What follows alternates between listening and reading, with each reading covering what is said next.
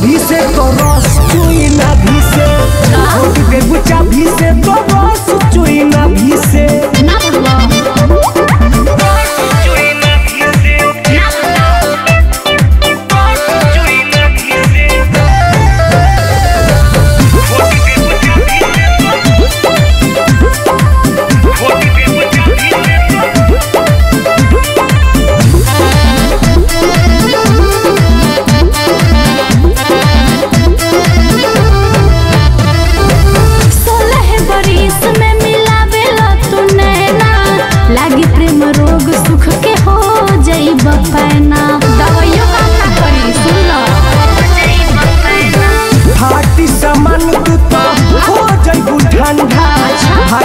पीछे जब गाड़े लगम झंडा, मुँह न देखा पैबा अपना तू भाभी से, उड़ा दे।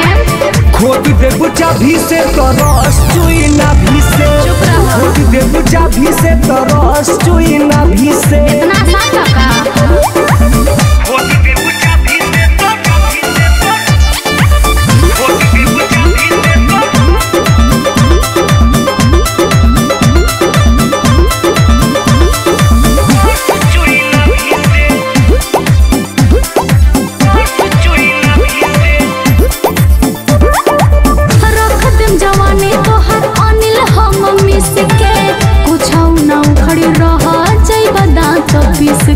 कमजोर मत समझा। बोल तोहर मांगे लगू पानी, तुन याद तो दिलई है तोहर नानी हो।